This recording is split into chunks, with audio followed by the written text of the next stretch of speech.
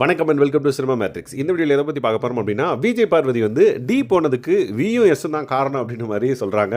So என்ன மீன் பண்ணுறாங்க அப்படின்றத டீட்டெயிலாக பார்க்கலாம். அதுக்கு முன்னாடி நம்மளோட சேனல் நீங்கள் சப்ஸ்கிரைப் பண்ணாமீங்கன்னா சப்ஸ்கிரைப் பண்ணி சப்போர்ட் பண்ணுங்கள்.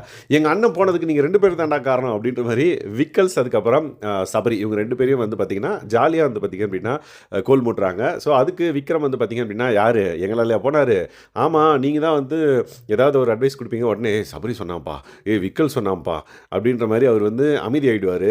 ஆமாம் அவர் அமைதியானது ஓகே, ஆனால் நீ வந்து அவரை கத்த வச்சு நீ வந்து அவரை எலிமினேட் பண்ணிட்ட அப்படின்ற மாதிரி விக்கல் சந்தன் சபரி 2 பேருமே வந்து அப்படியே அந்த பிளேட்டை திருப்பி விஜய் பார்வதி மேலே வந்து போட்டிருப்பாங்க. ஸோ விஜய் பார்வதினால தான் வந்து வாட்டர்மெலன் ஸ்டார் வந்து வெளியே போனார் அப்படின்ற மாதிரி. ஏன்னா அவர் விஜய் பார்வதி கூட இருக்கும்போது அவர் எந்த மாதிரி விளையாடுவார், அதுக்கப்புறம் அவர் விஜய் பார்வதி கூட இல்லை அப்படின்னா அவரோட கேம் வந்து பார்த்திங்க அப்படின்னா வேறு மாதிரி இருக்கும். ஸோ அதை தான் வந்து விக்கல்ஸ் வந்து மீன் பண்ணியிருந்தார்.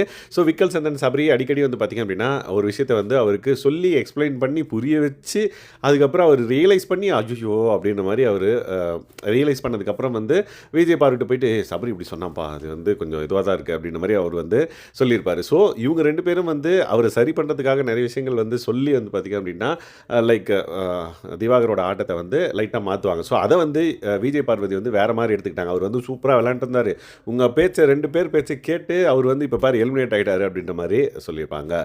பட் ஆஸ் ஏ ஆடியன்ஸாக நம்ம பார்க்கும்போது இவங்க எல்லாருமே தான் காரணம் அப்படின்லாம் நம்ம சொல்ல முடியாது. திவாகர் வெளியே போனதுக்கு வந்து பார்த்திங்கன்னா திவாகர் தான் காரணம். ஏன்னா ஒரு விஷயம் வந்து ஒரு ஃப்ளோவில் போகுது அப்படின்னா அது பாதியிலே பிரேக் பண்ணி வேறு டைவர்ஷனில் அவர் வெளியே கூப்பிட்டு போவார் அந்த பர்டிகுலர் விஷயத்தை.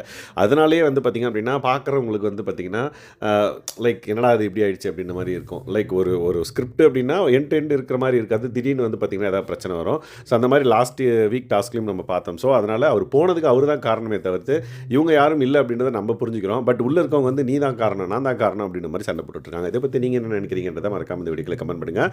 இந்த மாதிரியான பிக் பாஸ் அப்டேட்ஸ்க்கு நம்மளோட சேனலை சப்ஸ்கிரைப் பண்ணாமல் சப்ஸ்கிரைப் பண்ணி சப்போர்ட் பண்ணுங்கள். தேங்க்ஸ் கைஸ், பாய்.